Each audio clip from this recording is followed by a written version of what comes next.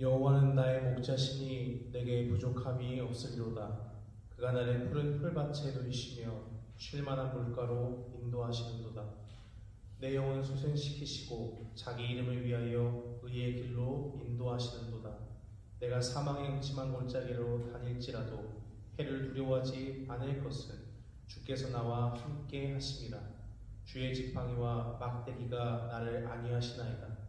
주께서 내 원수의 목전에서 내게 상을 차려주시고 기름을 내 머리에 부으셨으니 내 잔이 넘치나이다. 내 평생의 선하심과 인자하심이 반드시 나를 따르리니 내가 여호와의 집에 영원히 살리로다. 아멘.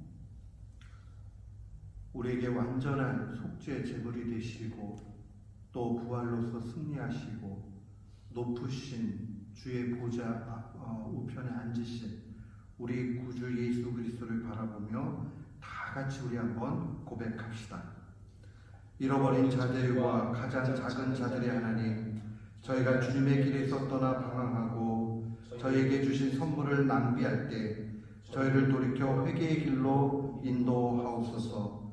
하나님의 독생자 예수 그리스도 안에서 영원히 하나님만을 기뻐하는 성도가 되게 하옵소서. 아멘.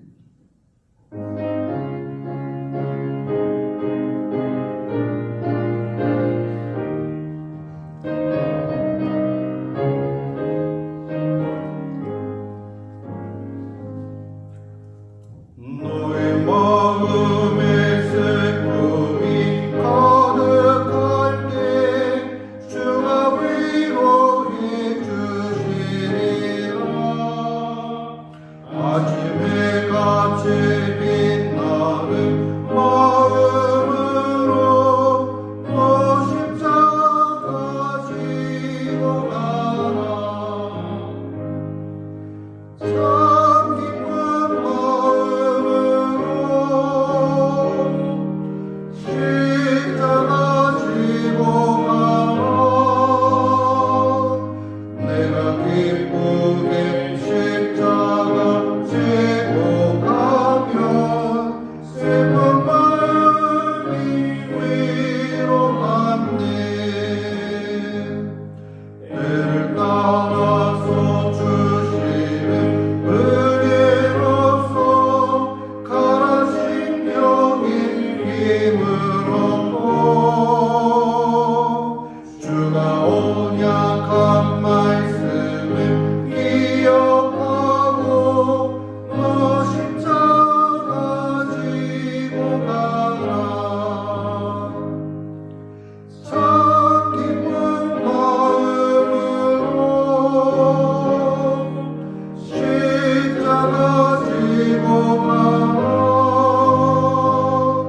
내가 기쁘게 십자가 지고 가면 슬픈 마음이 위로받네. 내가 맡은 일 성실히 행할 때에 주님 앞에서 상 받으리. 주가 베푸신 은혜를 감사하며 너 십자가 지고 가라. 참 기쁜 마음으로 십자가 지고 가라. 내가 기쁘게 십자가 지고 가면 슬픈 마음이 위로받네. 아멘. 교동문 130번 고난주간입니다. 130번.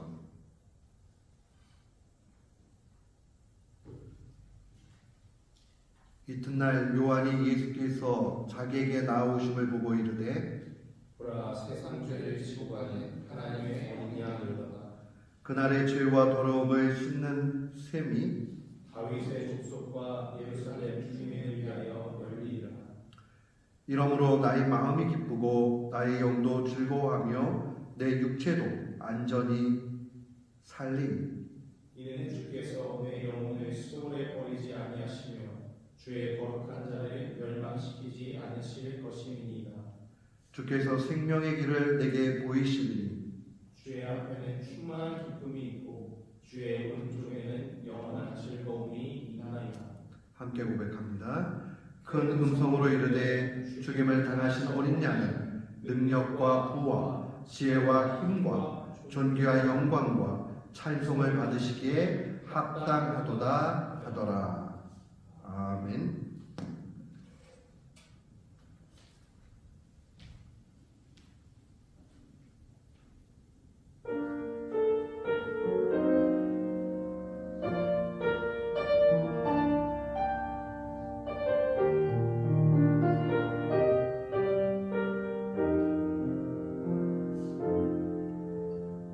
목적도 없이 나는 방황했네.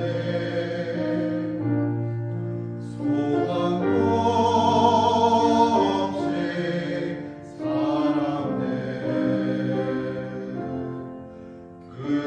그때에 보자고 난 그 손길 나에게 새 생명 주셨네.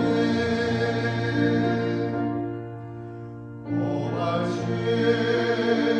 십자가의 능력인데 거기서 나의 삶이 변했네.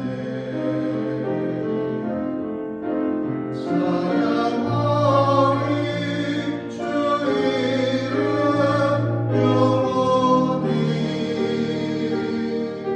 주의 십자가 능력 있네. 나를 믿네. 갈보리 언덕 십자가. 나를 믿네. 그 누가 뭐라 해도 이 세상 다 지나도 끝난 비와도 험한 십자가 붙들겠네. 나를 믿네. 십자가에서 못 박힌 주 오늘도 새 삶을 주시네. 날 새롭게 하셨네. 나를 새기 좋은 십자가 잡고 살아가리. 나를 믿네.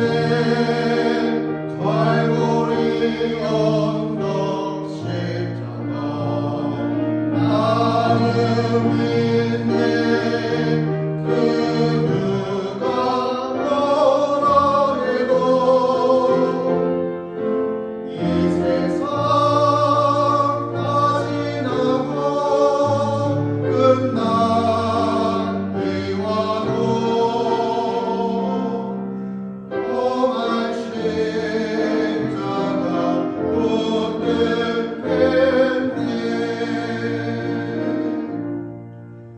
험한 십자가 붙들겠네.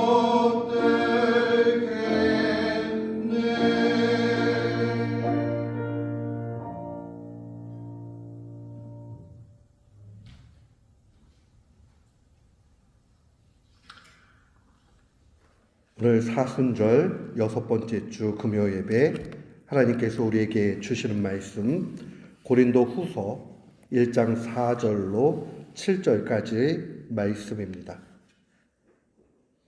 고린도 후서 1장 4절부터 7절까지 우리 한마음으로 함께 봉독토록 합니다. 우리의 모든 환난 중에서 우리를 위로하사 우리로 하여금 하나님께 받는 위로로서 모든 환난 중에 있는 자들을 능히 위로하게 하시는 이시로다. 그리스도의 고난이 우리에게 넘친 것 같이 우리가 받는 위로도 그리스도로 말미암아 넘치는도다. 우리가 환난 당하는 것도 너희가 위로와 구원을 받게 하려는 것이요 우리가 위로를 받는 것도 너희가 위로를 받게 하려는 것이니 이 위로가 너희 속에 역사하여 우리가 받는 것 같은 고난을 너희도 견디게 하느니라. 너희를 위한 우리의 소망이 견고함은 너희가 고난에 참여하는 자가 된 것 같이 위로에도 그러할 줄을 알미라. 아멘. 저는 오늘 본문 말씀을 통해서 그리스도의 위로라는 제목으로 주의 말씀을 선포하도록 하겠습니다. 우리가 한 번쯤은 이 애니메이션 가운데서 빨간머리 앤이라는 이 애니메이션을 본 적이 있을 거예요. 이 애니메이션이 많은 사람들에게 인기가 있었던 것은 그 대사 한마디 한마디가 종종 인생을 이야기하고 우리의 마음에 큰 감동을 주기 때문에 그렇죠. 근데 그 대사 가운데 희망에 관한 대사가 하나 있는데 애는 이런 이야기를 합니다. 희망은 희망 속에 있지 않고 절망 가운데 있다. 희망이라는 것은 절망 중에 피는 꽃이다. 라는 그런 이야기를 합니다. 그러니까 희망이 있다라는 것은 절망한 사람에게만 주어지는 선물입니다. 그러니까 고난이 없고 환난이 없고 어려움이 없으면 희망이라는 단어가 없어요. 왜지요? 절망한 사람들이 희망을 노래하지 잘 나가고 아무 문제가 없는 사람이 무슨 희망을 기대할 수 있겠습니까? 그런 의미에서 이 이야기를 아주 적나라하게 표현한다면 절망 상황에서만 희망이 있다 이렇게 이야기할 수 있습니다. 그러니까 신자는 절망을 느낄 수 있어요. 고난을 당할 수 있어요. 환난 중에 헉헉댈 수 있어요. 그때에 기도하면서 마음에 희망을 꿈꿔야 됩니다. 그래, 이 절망 가운데서 그 절망의 끝은 아름다운 희망의 꽃이 핀다 하는 그런 마음을 가져야 됩니다. 오늘 이 빨간머리 앤의 그 명대사와 같이 우리에게 큰 능력과 힘을 주는 그러한 내용이 바울의 편지 가운데 나타납니다. 한마디로 이야기하면 그리스도의 고난 당함은 결국 우리에게는 큰 위로와 소망이 된다는 겁니다. 그리스도의 고난 당함이. 왜냐? 우리도 그리스도와 함께 고난 당하게 되고 그와 더불어서 위로를 받게 된다는 겁니다. 구약적인 상황으로 와서 생각을 하면 실제로요, 이 대제사장의 완성이신 예수 그리스도, 이 대제사장 직분이 마지막으로 보여주고자 하는 것은 예수 그리스도예요. 그래서 예수 그리스도의 삼중 직분 가운데 이 제사장 직분, 대제사장이시죠. 영원하신 대제사장. 그 예수 그리스도의 죽음은 우리에게 소망이 됩니다. 왜 그러느냐? 구약의 배경 가운데 보면 대제사장이 죽게 되면 모든 죄인들이 해방되게 돼 있어요. 그게 구약의 법이에요. 그렇기 때문에 예수님의 죽으심은 인간적으로는 그 사랑스러운 예수님의 죽음 때문에 아픔이 분명히 있지요. 그러나 크고 넓은 하나님의 관점으로 보면 대제사장의 죽으심이요, 그것은 죄인들에게 소망과 기대를 주는 사건이다 하는 것을 분명히 기억해야 됩니다. 우리가 성경 가운데 수많은 사람들이 등장을 하는데 하나님의 사람 가운데 한 사람도 예외 없이 다 고난의 사람이었습니다. 성경의 인물 한 명 한 명을 다 보세요. 고난 없는 인물이 없어요. 근데 그들이 다 한결같이 고난을 믿음으로 통과합니다. 구약의 최고의 고난의 사람을 꼽으라고 얘기하면 욥일 것입니다. 또 다윗일 것입니다. 그런데 욥 보세요. 그가 믿음 가운데서 분명히 이기고 나아갑니다. 신약의 고난의 사람을 꼽으라고 얘기하면 우리 주 예수 그리스도를 빼고 바울 사도일 겁니다. 근데 이 두 사람의 특징이 있어요. 이 두 사람 모두가 하나님을 너무 사랑한 나머지 그 사랑 때문에 고난을 받고 있다는 사실입니다. 자기가 잘못해가지고 고난을 받는 거야. 어쩔 수 없잖아요. 근데 믿음이 너무 좋다가 고난을 받고 있습니다. 하나님을 너무 사랑하고 예수님을 닮아가니 복음을 전할 수밖에 없고 복음을 전하다 보니 많은 고통을 당하게 되어 있습니다. 주님의 주신 넉넉함이 참 처음엔 좋았어요. 그런데 욥에게 있어서 하나님은 그 중심을 바라보고 욥을 너무 사랑하셨죠. 사탄을 불러 소환하죠. 너 이리 와봐라. 저 욥을 봐라. 저 욥은 정말 믿음 좋은 사람이다. 사탄이 주님 앞에 얘기하지요. 많이 줬으니까 저가 저렇게 잘 섬기는 거 아닙니까? 하나님은 알고 있었어요. 욥이 믿음으로 분명히 일 것이라는 그 확신을 가지고 있었어요. 생명 외에 다 해봐라. 그가 결국 승리한다. 사랑하는 성도 여러분, 우리도 고난 가운데 있을 수 있고 어려움을 만나기도 합니다. 성경은 욥과 같은 고난, 다윗과 같은 고난, 바울 사도와 같은 복음의 열정으로 나타나는 고난을 애매한 고난이라고 표현합니다. 애매한 고난. 베드로의 말입니다. 베드로는 이러한 고난을 애매한 고난이라고 이야기했습니다. 믿음 때문에 당하는 고난. 우리도 분명히 이 믿음 때문에 애매한 고난을 당해야 합니다. 왜냐? 거기에는 엄청난 숨겨진 은혜가 있기 때문입니다. 그래서 주님은 그리스도인들에게 언제나 고난을 허락하십니다. 왜 그렇습니까? 그 고난이 우리를 성숙하게 만듭니다. 그 고난이 우리를 그리스도인으로 빚어갑니다. 바울 사도가 처음부터 바울 된 것 아닙니다. 그가 분명히 그 시련의 여정, 어려움의 상황, 애매한 고난을 통한 고통, 이것이 다 합쳐져서 바울 되게끔 하나님이 이끌어 가셨습니다. 오늘 사도는 이 고린도 후서를 기록을 합니다. 고린도 교회에게 편지하는 거죠.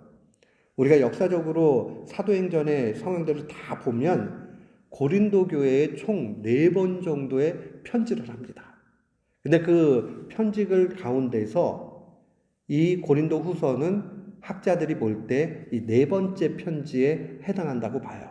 맨 마지막 편지죠. 그가 이 고린도 교회는 2차 전도 여행 가운데서 설립한 교회입니다. 특별히 애착을 많이 가지고 있었습니다. 그러다가 3차 전도여행을 떠나면서 에베소에서 머무르죠. 에베소는 큰 도시였고 여기에는 복음을 전해야 되는 더 큰 그런 사명들이 있었습니다. 왜냐하면 우상이 너무 강하게 있었기 때문에 그랬어요. 그리고 에베소에서 아주 그 강권적인 사역들을 하죠. 그러면서 오순절까지 있고 그 다음에 마게도냐를 거쳐서 그 다음에 고린도로 돌아가려는 계획을 세웠지만 오순절까지 이 에베소에 머물 수가 없었습니다. 왜냐하면 에베소에서 많은 소동들이 일어났습니다.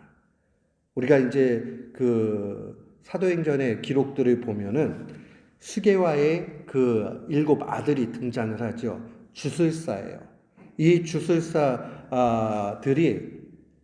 이게 분명히 이적을 일으키는 걸 바라보니까 희생이 나는 거예요. 바울이 엄청난 일을 하는 거예요. 그들 눈에는. 심지어는 바울의 그 손수건과 앞치마 이거를 갖다가 해도 귀신 내쫓아지는 걸 보니까 그들도 흉내를 냅니다. 근데 오히려 그 귀신이 그들에게 들어가는 엄청난 일이 일어나게 되죠. 그러니까 벌써 이 성 안에 많은 요동들이 있었습니다. 그뿐만이 아니었습니다. 이 아데미 신전 또 제우스 신전 여기에 우상을 만들어 가지고 납품을 하는 그러한 업자들이 있었는데 이들이 이제 바울의 복음 전도를 통해서 점점 변하기 시작을 합니다. 그러다 보니까 그것으로 돈을 벌었던 데메드리오 같은 사람들이 이제 안 되겠다 싶으니까 아예 이 바울 일행을 고소하는 일들이 생겨났습니다. 그러니까 목숨의 위협을 받게 되고 어쩔 수 없이 거기를 떠나야 되는 상황이죠. 에베소에서 이 당한 이 고통은 이루 말할 수 없습니다. 복음을 전하다가 너무 위협을 느끼게 되고 그 다음에 그 영적인 싸움 가운데 치열하게 돼 있으니까 그는 이렇게 고린도 후서에 고백을 합니다. 우리가 아시아에서 당한 고난을 너희가 모르기를 원하지 아니하노니. 그러니까 고린도 교인들이 내가 얼마나 고난 당했는지 너희도 좀 들었으면 한다 라고 이야기하는 거예요. 힘에 겹도록 심한 고난을 당하여 살 소망까지 끊어지고 우리는 우리 자신이 사형 선고를 받은 줄 알았다. 우리 얘기대로 하면 절망의 상황대로 다 내려온 거예요. 그래서 살 소망이 없는 거예요. 나 이제 죽었구나. 복음 전하다가 이렇게 죽겠구나.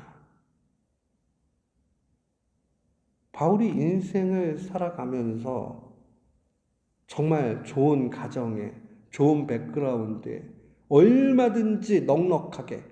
근데 그가 예수 그리스도를 위해서 헌신하고 회심하고 복음 전도자로 세워지고 나아갔는데 그 끝은 뭡니까 지금? 핍박당하고 환난을 만나고 눈물 짓고 살 소망까지 끊어지는 최고의 절망 상황에 놓여지게 됩니다. 그런 가운데서 오늘 이 위로의 메시지를 고린도 교회를 향해서 쓰고 있습니다. 하나님은 왜 이러한 애매한 베드로의 표현대로 얘기하는 이 애매한 고난을 이 바울에게 또 그 일행들에게 허락을 하시는 겁니까? 오늘 본문의 9절 하반절 한번 보십시오. 주의 말씀이 이렇게 증거합니다. 이는 우리로 자기를 의지하지 말고 오직 죽은 자를 다시 살리시는 하나님만 의지하게 하심이라. 이게 너무 중요한 메시지예요. 우리는 환난과 어려움과 낮아짐과 고통이 있지 않으면 우리 자신을 의지합니다. 우리가 하나님을 언제 찾느냐? 고난당하고 외롭고 슬프고 아무런 도움을 받을 수 없는, 바울의 표현대로 하면 살 소망이 다 끊어지는 그 절망의 상황이 돼야 비로소 하나님을 찾게 됩니다. 사랑하는 성도 여러분, 하나님을 의지하게 될 때만 결국 이 고난은 끝이 나게 됩니다. 오늘 이 말씀을 깊이 앞뒤로 그렇게 묵상하다 보면 이렇게 이야기할 수 있습니다. 고난은 자기를 의지할 때 극대화되고 극심히 강해진다. 그러나 하나님을 의지하게 되면 비로소 끝난다.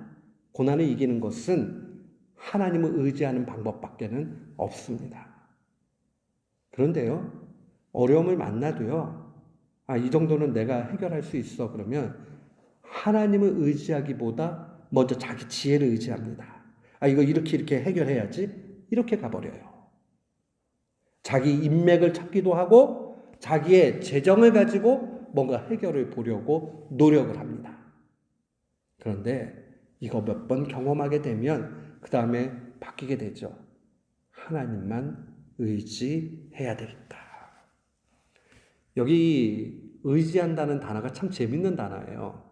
갈라디아서에도 보면 하나님을 기쁘게 하랴 사람을 기쁘게 하랴 하는 그 단어인데 이 페이소라는 이 단어 자체가요. 설득하다, 설득된다 뭐 이런 의미를 가지고 있어요. 그러니까 하나님을 의지하는 것은 뭐냐? 하나님께 설득되어지는 게 하나님을 의지하는 거예요. 설득되었다는 말은 뭐예요? 내 생각과 내 의지와 내 가능성과 내 힘을 다 포기하겠다라는 그런 결단이에요. 하나님을 의지하면서 야, 하나님을 의지하면서 가만히 있으면 되냐? 그 말이요. 맞는 것 같으면서 틀려요. 하나님을 의지할 때는 주님이 시키는 걸 해야지 자기가 하나님을 의지하기 때문에 하나님이 시키지도 않았는데 그 일을 하게 되면 망하게 됩니다. 사랑하는 성도 여러분, 하나님을 철저하게 의지해야 됩니다. 그게 고난을 종식시키는 그러한 모습입니다. 자신의 정당한 논리를 가지고 하나님을 설득할 때가 우리는 많이 있습니다. 하나님, 이번에는 어쩔 수 없지 않습니까? 하나님, 이건 누가 봐도 길 가는 사람에게 물어봐도 제 이 생각이 틀리지 않지 않습니까? 물론 우리가 그런 판단들을 내릴 수 있는 지식이 있을 수 있고 지혜가 있을 수 있고 우리의 의견이 있을 수 있어요. 그러나 나의 정당함이 하나님의 정당함이냐 하는 것은 다른 차원의 문제입니다. 내가 아무리 정당할지라도 하나님이 원하지 않으시면 하나님이 정당하지 않다라고 얘기하면 스탑해야 됩니다. 우리는 하나님을 의지하기 때문에 하나님을 설득하려고 하는 시도를 멈춰야 됩니다. 그러니까 하나님을 철저히 신뢰하는 사람이 나타나는 것은 단 한 가지밖에 없어요. 기도하는 겁니다. 기도하는 겁니다. 하나님께 설득당하는 사람의 모습은 기도하는 사람입니다. 그래서 세상에 제일 무서운 사람은 태토를 막 이렇게 해가지고 있는 사람이 아니라 기도하는 사람이 가장 무섭습니다. 왜냐하면 그 사람은 하나님께 설득된 사람이기 때문입니다. 선지자는 증거합니다. 여호와여, 그들의 환난 중에 주를 앙모하여 싸우며 주의 징벌이 그들에게 임할 때에 그들이 주께 간절히 기도하였나이다. 환난의 날이 오고 주님의 징계가 임하게 됐을 때에 해야 되는 건 단 한 가지밖에 없습니다. 간절히 주께 기도하는 것. 그게 바로 주님만을 의지하는 사람의 모습입니다. 우리는 2024년도 사순절 마지막 금요 예배를 드리면서 이제 결단해야 되겠습니다. 우리의 인생 가운데 환난의 날이 오고 고난의 그러한 터널을 지나갈 때에 해야 되는 일은 단 한 가지다. 기도하는 것입니다. 기도를 왜 합니까? 기도할 때만 우리는 그리스도의 위로를 얻게 됩니다. 기도하면 그리스도의 위로를 얻습니다. 이건 해보면 압니다. 마음이 여러 가지 생각에 분주합니다. 우리 한국말에 5만 가지 생각이 다 난다 뭐 이런 얘기 하잖아요. 그럼 잠을 못 자죠. 5만 가지 생각. 그때 어느 심리학자가 연구를 해봤더니 한 사람이 고민하게 되면 한 5만 가지 생각이 진짜 한대요. 서양학자가 밝혀냈으니까 참 재밌죠. 우리 말에 5만 가지 이게 어떻게 나왔는지 모르겠지만 온갖 생각이 많아진다 이런 표현인데 한 진짜로 개수로 생각하면 이 뇌파가 막 움직이는 게 5만 가지가 움직인대요. 그때에 마음 불안하죠. 마음을 어디다 둬야 될지 모르죠. 힘들죠. 죽을 것 같죠. 영성이 깊었던 경건했던 바울 사도도 너무 고난 가운데 놓여지니까 살 소망이 끊겨졌다. 이제 죽었구나 하는 그 상황까지 내려오게 됩니다. 그 죽음에 대한 공포와 그 어려움이 얼마나 크게 오는가 한번 생각해 보십시오. 그러나 그는 돌이켜서 그 고난을 넉넉히 이기며 성도들에게 권면합니다. 기도하면 그리스도의 위로를 받는다. 4절 말씀 보세요. 우리의 모든 환난 중에서 우리를 위로하사. 하나님이 우리를 위로하신다라고 분명히 약속하십니다. 이 위로한다라는 말도 참 재밌어요. 위로한다는 말이요. 이게 한 단어인데 실제로는 의미는 두 단어로 돼 있어요. 옆에서 이 파라라는 말이 옆에서 이런 얘기거든요. 그냥 칼레오라는 말이 부른다 이런 얘기예요. 근데 그냥 부르는 건 아니고요. 좀 큰 소리로 부를 때 많이 사용을 해요. 그러니까 옆에 있으면서 일어나라, 일어나라, 너 잘할 수 있다. 이렇게 응원해주는 이 단어가 어디에서 왔느냐? 성령님, 보혜사라는 말이 바로 이 단어에 그대로 있습니다. 그래서 보혜사라고 번역할 때에 위로자라는 뜻이 그 안에 내포되어져 있죠. 우리 바로 옆에서 힘내라. 너 할 수 있다. 라고. 이 세상 사람들도 그렇게 하잖아요. 자기 체면을 걸면서 야 힘내라 힘내라 할 수 있다 할 수 있다 잘해보자 잘해보자 막 이런단 말이에요. 그럼 잘 되기도 하지만 그건 제한적이에요. 조금의 유익을 가질 수는 있지만 절대적이지 않아요. 그러나 하나님의 위로하심, 우리와 함께 하시면서 내가 힘준다. 이 문제 해결된다. 그 상황을 누리게 되면 결국 큰 위로 가운데 모든 문제와 모든 상황들이 변하고 해결되는 걸 경험합니다. 우리가 약간의 위로를 얻을 수 있는 건 인간관계 가운데서도 얻어져요. 그런데 하나님의 위로는 문제까지 해결해 주십니다. 근본적인 문제까지 다 해결해 주십니다. 신자는요, 어려움 당하는 것을 두려워할 필요가 없어요. 왜냐? 어려움을 당하면 응원해 주시는 옆에 계신 보혜사 성령님이 우리를 도우시고 실제로 해결해 주시기 때문입니다. 옛날에는 이런 설교하는 것도 실은 부담될 때가 있었어요. 야, 이렇게 강하게 설교하고 내가 큰 어려움 당하는 거 아닐까?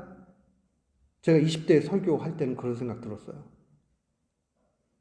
근데 지금은 그런 의심이 전혀 없어요. 그런 두려움이 없어요. 왜요? 아무리 큰 어려움을 당해도 하나님이 그거보다 더 크시다라는 걸 확신하기 때문이에요. 확신하기 때문에. 아무리 어려움이 있어도 그보다 하나님이 더 크시니 결국 문제 해결되잖아요. 그건 평안한 겁니다. 강한 사람, 내공 있는 사람, 실력 있는 사람, 고수! 이 사람은 어떤 사람이냐? 기도함으로 하나님께 위로받는 사람입니다. 하나님께 위로받으면 모든 문제 끝난 거예요. 내가 부족하다, 연약하다, 안 된다, 내 앞이 막혔다, 상관없어요. 주님 앞에 맡기고 기도해 보세요. 어느 순간 지옥 같은 내 마음이 5만 가지 생각으로 나를 그렇게 고통 만들었던 그러한 마음이 잔잔한 호수와 같이 그렇게 되는 것을 경험합니다. 그런데 이 위로를 받은 사람은 더 큰 능력 가운데 행합니다. 4절 하반절을 보세요. 우리로 하여금 하나님께 위로를 받는 위로로서 모든 환난 중에 있는 자들을 능히 위로하게 하신다. 하나님이 어떤 분이냐? 위로를 받은 신자로 하여금 다른 사람을 위로하게 만드신다는 겁니다. 진정한 위로자로 세우신다라는 뜻입니다. 사랑하는 성도 여러분, 사람은요, 인간관계를 잘해야 됩니다. 미운 사람이 없는 사람이 정말 신자입니다. 관계가 꼬여 있는 것이 없는 사람이 인생을 잘 산 사람입니다. 근데 인생을 꼬이지 않게 하기 위해서 내가 비굴하게 막 이렇게 해가지고 가려고 노력하는 사람도 있어요. 잘 안 되는데 막 자기 힘을 해가지고 그럼 나중에 병만 나요. 자기 노력으로 되는 것이 아니에요. 어떻게 해야 되느냐? 하나님께 위로를 받음으로써 그 받은 은혜 가운데서 남을 위로하는 사람이 되면 그 사람은 인생을 값지게 살게 됩니다. 후회가 없게 됩니다. 참다운 그리스도인으로 살게 됩니다. 우리가 뭐 지금부터 노력한다고 빌 게이츠만큼 돈을 벌 수 있겠어요? 우리가 지금부터 열심히 공부를 하고 노력한들 하버드 박사만큼 똑똑하다고 평가받을 수 있겠어요? 그러나 우리의 인생이 저는 위로하는 사람이요, 저는 화평케 하는 피스메이커다. 인생 성공한 겁니다. 그냥 인간관계를 잘했다라는 뜻이 아니에요. 그 일들을 통해서 하나님께 영광이 되어지고 그 일들을 통해서 하나님의 위로를 크게 받으니 나도 살고 남도 살리는 그러한 사람이 되는 겁니다. 하나님 나라에 아주 합당한 삶을 살게 되는 겁니다. 저는 우리가 그렇게 살아야 된다고 생각하고 확신합니다. 하나님께 위로받아야 됩니다. 하나님께 위로받기 위해서 필요한 것은 환난입니다. 고난입니다. 애매한 고난입니다. 고난을 애매하게 받을 때 더욱 감사하십시오. 그 가운데 하나님의 위로는 더욱 크다. 오늘 주의 말씀은 증거합니다. 환난이 클수록 위로도 더욱 크다. 얼마나 좋아요. 정말 그래요. 저 예전에는 이 말씀이 굉장히 두려웠어요. 내가 이걸 선포하거나 이거를 믿게 되면 내게 큰 환난이 오지 않을까. 천만의 말씀이요. 하나님 그 가운데 더 크게 위로해 주십니다.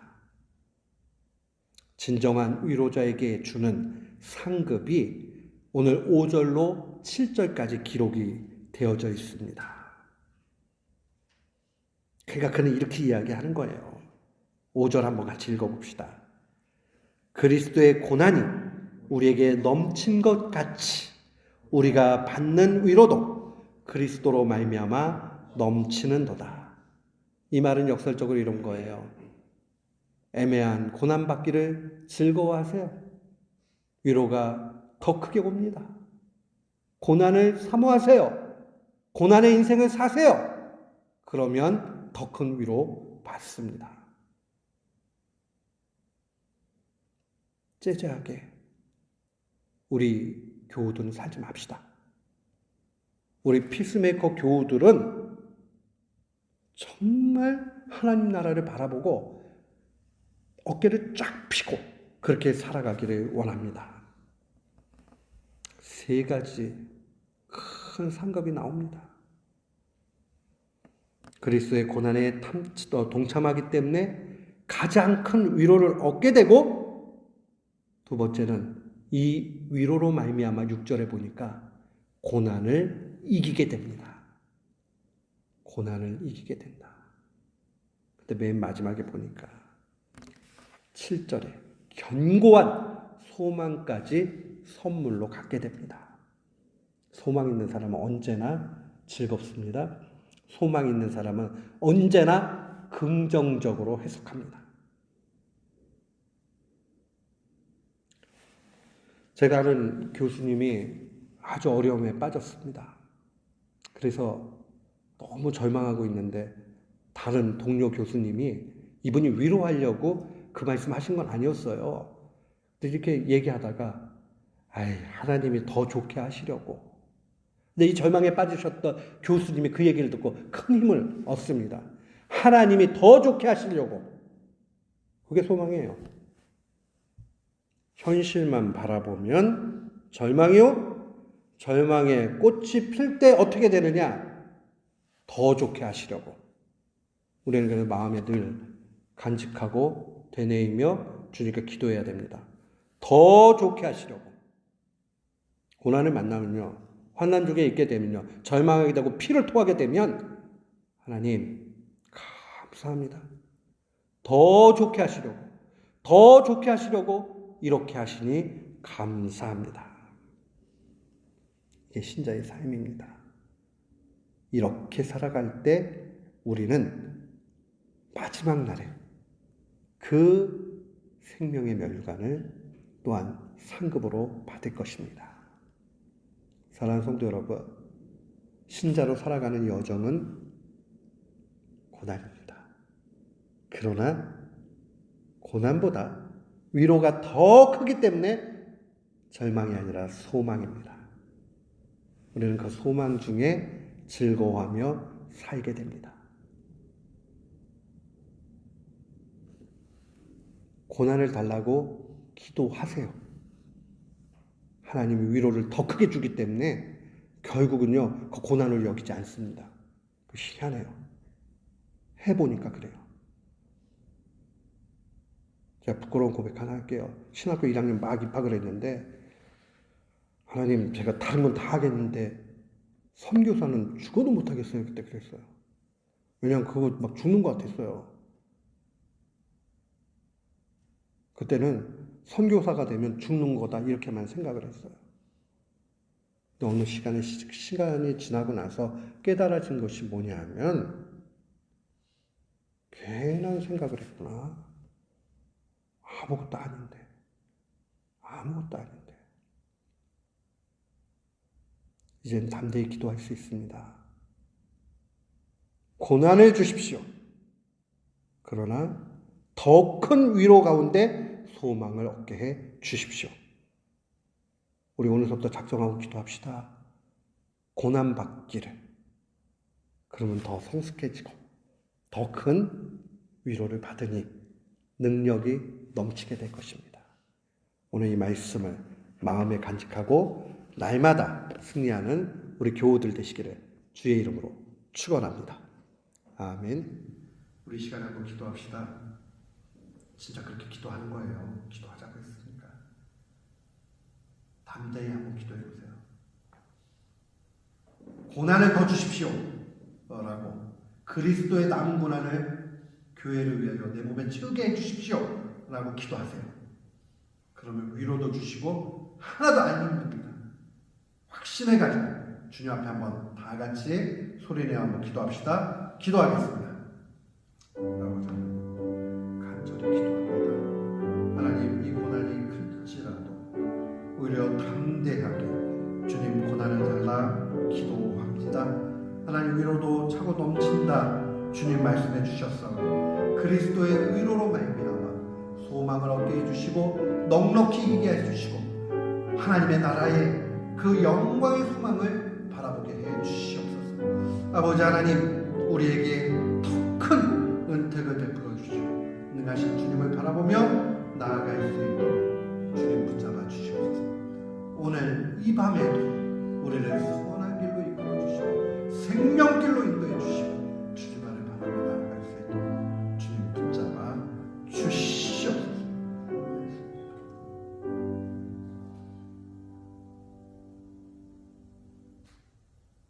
위로의 하나님, 분명히 믿습니다. 환난과 어려움과 고난과 어떤 것도 두렵지 아니하는 것은 그리스도의 위로가 있기 때문입니다. 우리에게 주어진 그 무거운 환난을 두려워하지 않고 환난보다 더 큰 넘치는 주의 위로를 기억하게 해 주시옵소서. 애매한 고난을 사랑하게 해 주시고 넘치는 위로 가운데 소망 주시옵소서. 우리 형제 자매 가운데 또 인생의 여정 가운데 고난 중에 있는 분들이 있습니까? 이 시간에 크게 위로해 주시고 고난을 넉넉히 이기게 해 주시옵소서.